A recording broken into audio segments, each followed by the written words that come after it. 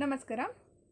ಒಬ್ಬರು ಪ್ರಶ್ನೆಯನ್ನು ಕೇಳಿದ್ದಾರೆ, ಮೇಡಮ್ ಈಗ ಒಂದು ಕಷ್ಟಕ್ಕೆ, ಎರಡನೇ ಕಷ್ಟಕ್ಕೆ, ಮೂರನೇ ಕಷ್ಟಕ್ಕೆ ಅಂತೇಳಿ ಪ್ರತಿಯೊಂದರಲ್ಲೂ ಕೂಡ ನಾವು ಪೂಜೆ ಪುನಸ್ಕಾರ ಮಾಡೋದಂತೆ, ತಾಯ್ತ ಮಾಡಿಸ್ಕೊಳ್ಳೋದಂತೆ, ಮತ್ತಿನ್ನೊಂದು ಏನೋ ಒಂದು ಪೂಜೆ ಹೇಳ್ತಾರೆ, ಅದನ್ನೆಲ್ಲ ಮಾಡ್ತಾ ಇರ್ತೀವಿ. ಇದು ಹೋಲ್ ಎಲ್ಲ ರೀತಿಯಾಗೂ ಕೂಡ ಯಾವುದೇ ಸಂಕಷ್ಟ ನಮಗೆ ಬರದೇ ಇದ್ದಂಗೆ, ಅಕಸ್ಮಾತ್ ಇರುವಂತಹ ಸಮಸ್ಯೆಯಿಂದ ನಾವು ಹೊರಗಡೆ ಹೋಗೋದಕ್ಕೆ ಕೆಲವೊಂದು ದಾರಿ ತೋರಿಸುವಂತಹ ಒಂದು ಮಾರ್ಗವನ್ನು ತಿಳಿಸ್ಕೊಡಿ ಅಂತೇಳಿ ಕೇಳ್ಕೊಂಡಿದ್ದಾರೆ. ನೋಡಿ, ಸರ್ವ ಸಂಕಷ್ಟ ನಿವಾರಣ ಯಂತ್ರ ಅಂತಿದೆ, ಸರ್ವ ಸಂಕಷ್ಟ ನಿವಾರಣ ಬೇರು ಅಂತ ಇದೆ.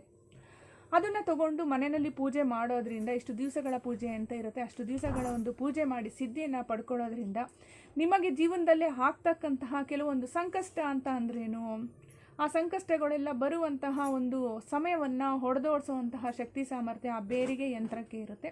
ಅದನ್ನು ನೀವು ಉಪಯೋಗಿಸಿದಾಗ ಏನಾಗುತ್ತೆ, ನಿಮಗೆ ಕಾಲಕ್ರಮೇಣವಾಗಿ ನಿಮಗೆ ಅದನ್ನು ರೂಟ್ ಕಾಸು ಅದೇನೇ ತೋರಿಸ್ತಾ ಹೋಗುತ್ತೆ, ಮತ್ತು ರೂಟ್ ಕಾಸಲ್ಲಿರುವಂತಹ ಸಮಸ್ಯೆಗಳೆಲ್ಲ ಆಟೋಮೆಟಿಕ್ಕಾಗಿ ನಿವಾರಣೆ ಆಗ್ತಾ ಬರುತ್ತೆ. ಈಗ ನಮ್ಮ ದೇಹದಲ್ಲಿರ್ತಕ್ಕಂಥ ಚಕ್ರಸ್ಗಳಲ್ಲೂ ಕೂಡ ಅಷ್ಟೇ ತುಂಬ ವೇರಿಯೇಷನ್ ಆಗ್ತಾ ಇರುತ್ತೆ.